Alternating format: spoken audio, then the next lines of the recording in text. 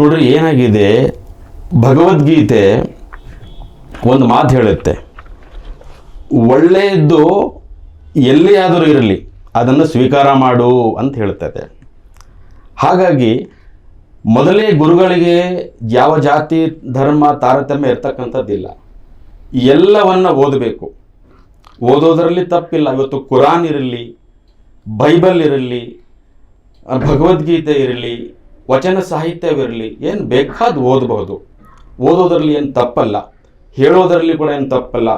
ಕುರಾನು ಏನು ಹೇಳ್ತದೆ, ನಮ್ಮ ಬಸವಣ್ಣನವರ ವಚನ ಸಾಹಿತ್ಯನೂ ಕೂಡ ಅದನ್ನೇ ಹೇಳ್ತದೆ.